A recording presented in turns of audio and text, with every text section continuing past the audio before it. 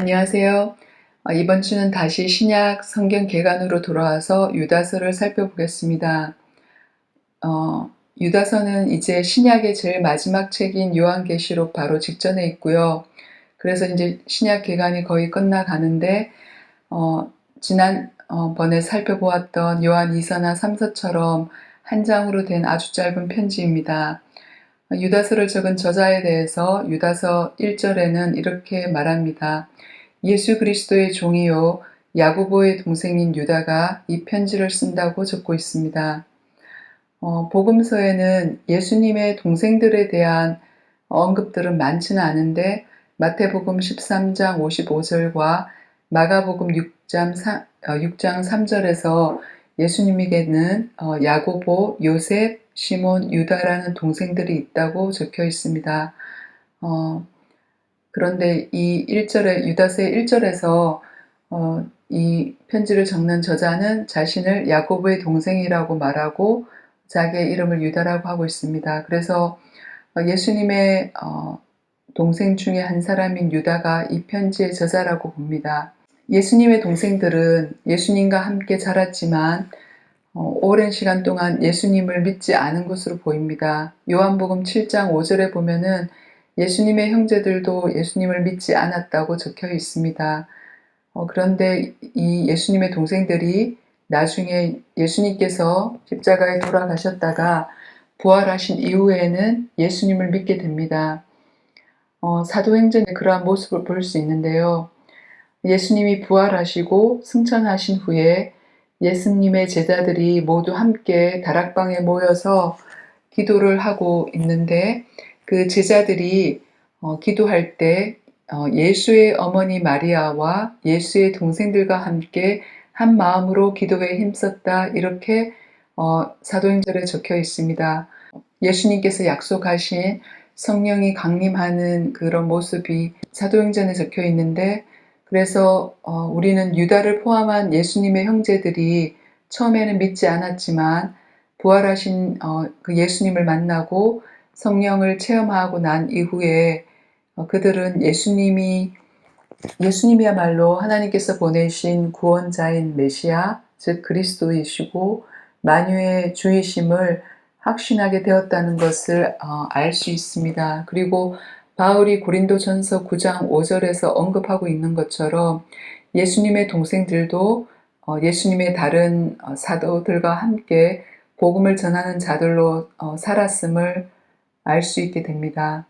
그래서 처음에는 예수님을 믿지 않았지만 이 유다서를 적었던 예수님의 동생 유다는 이제는 예수 그리스도를 자신이 함께 자란 형이지만 이제는 그를 예수 그리스도를 주라고 고백하기 때문에 자기 자신은 예수 그리스도의 종이라고 이렇게 1절에서 적었습니다. 그러면 이 편지의 배경을 또 살펴보겠습니다. 이 편지를 받는 수신자를 유다는 이렇게 표현합니다.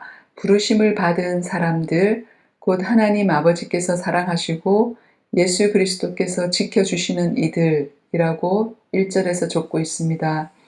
그리고 유다서 안에 또 구약의 내용을 많이 인용하고 있는 것으로 보아서 그러한 내용을 잘 알고 있는 유대계 그리스도인이 많은 공동체에 보내는 편지였을 것이라고 봅니다. 이 편지를 적는 목적에 대해서 유다는 3절에 처음에 이 편지를 받는 사람들에게 구원에 관하여서 편지를 써보려고 그동안 애쓰고 있었는데 1장 3절에 의하면 이런 표현을 하고 있습니다. 단번에 받은 그 믿음을 지키기 위하여 싸우라고 권하는 편지를 당장 써야 할 필요가 생겼기 때문에 이 편지를 쓴다고 합니다. 그것은 몇몇 사람이 몰래 숨어 들어서 이 공동체에 들어와서 잘못된 가르침을 전하고 있기 때문입니다. 그래서 유다는 4절에서 이렇게 숨어 들어와서 잘못된 가르침을 전하는 그 사람들에 대해서 이렇게 말합니다. 그들은 경건하지 못한 자들로서 우리 하나님의 은혜를 방종거리로 만들고 오직 한 분이신 지배자요 우리의 주님이신 예수 그리스도를 부인하는 자들이라고 적고 있습니다. 이 편지를 쓰고 있는 유다는 처음에는 예수님과 함께 자라면서도 예수님을 믿지 않았지만 이제는 예수님이 구원자이고 메시아심을 믿고 또 그분을 전하는 전도자로 그분의 복음을 전하는 그러한 삶을 살고 있는데, 유다가 이 편지를 받는 그리스도인들을 향하여서 예수님을 부인하게 하는 그런 거짓 교사들의 가르침이 잘못되었다는 것을 알려주고, 그러한 거짓 교사들로부터 자신들을 잘 지키라고 당부하기 위해서 이 편지를 보내고 있습니다. 유다서에서 적고 있는 거짓 교사들에 대한 내용이 베드로 후서에 나오는 내용과 아주 많이 비슷한데요. 특별히 베드로 후서 2장의 내용과 비슷한데, 이 두 편지가 비슷한 시기에 쓰여졌다고 보고 있고, 그 시기가 약 주후 60년대 중반이라고 보고 있습니다. 그러면 이 유다서의 주요 내용을 또 같이 살펴보겠습니다.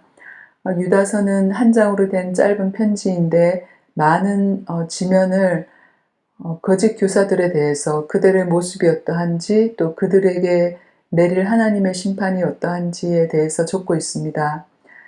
유다는 이 거짓 교사들이 하나님의 은혜를 알면서 그 은혜에 맞는 합당한 삶을 살지 않고 오히려 하나님의 은혜를 방탕으로 바꾸고 있고 예수 그리스도를 부인하는 자들이라고 이렇게 명명하면서 그들의 삶의 모습이 어떠한지, 그들이 은혜에 합당한 삶이 아니라 어떻게 살고 있는지를 8절에서 13절에 걸쳐 이렇게 표현하고 있습니다.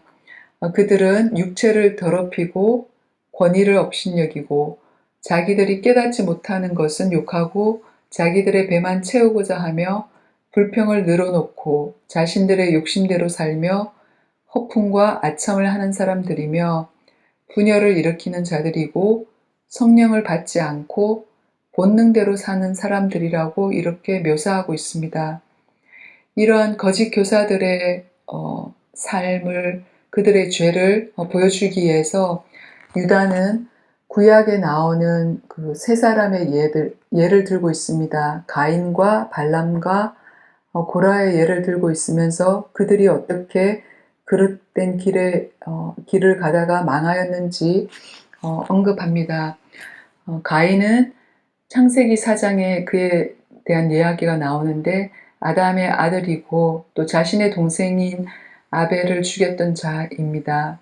그리고 발람에 대해서는 민수기에 그 이야기가 나오는데, 특별히 민수기 31장에 보면은 그가 미디안 사람들을 꾀어서 이스라엘이 주님을 배신하도록 했던 것, 그래서 그로 인하여서 죽임을 당하였고, 베드로 후서에는 발람에 대해서 불의의 삭슬 사랑하여 그릇된 길을 간 사람이라고 이렇게 표현합니다. 그리고 요한계시록에서는 이스라엘 자손 앞에 올무를 놓게 한 자라고 이렇게 말하고 있습니다. 그리고 고라는 민수기 16장에 그 이야기가 나오는데, 모세와 아론을 대항하여 반역을 하다가 죽음을 당한 사람입니다.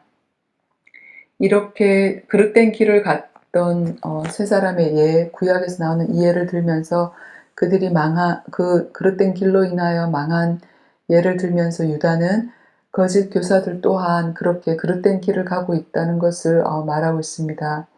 그리고 5절에서 7절 그리고 14절에서 16절에서는 이러한 거짓 교사들에게 내릴 심판에 대해서 유다는 적습니다.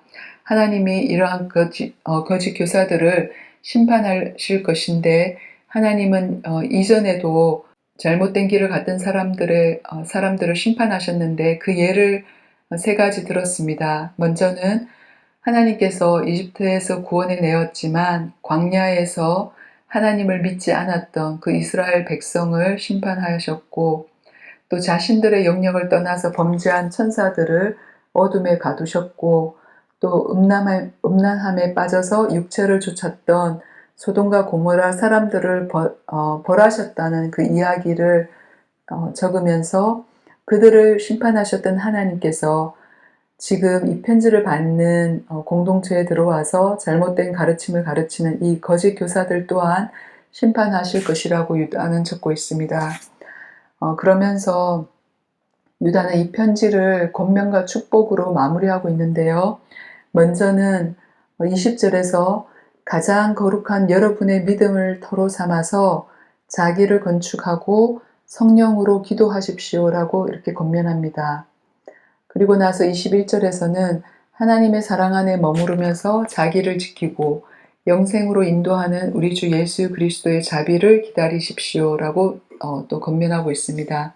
그 다음에 나오는 22절에서 23절에서는 아마도 유다는 이렇게 이 공동체에 들어와서 잘못된 가르침을 가르쳤던 그 거짓 교사들의 영향으로 인하여서 의심을 하는 사람들도 있고 또 잘못된 길을 가는 사람들도 있는데 그들을 향하여서 의심을 하는 사람들을 동정하고 또 잘못된 길을 가는 사람들은 그 불에서 끌어내서 구원해 주라고 권면합니다.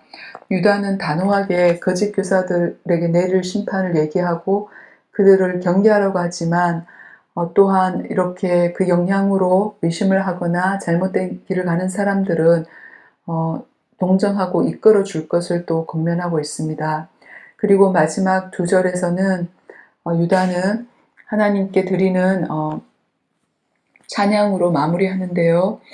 하나님은 여러분을 넘어지지 않게 지켜주시고 여러분이 흠이 없는 사람으로 하나님의 영광 앞에 기쁘게 나서게 하실 능력을 가지신 분입니다.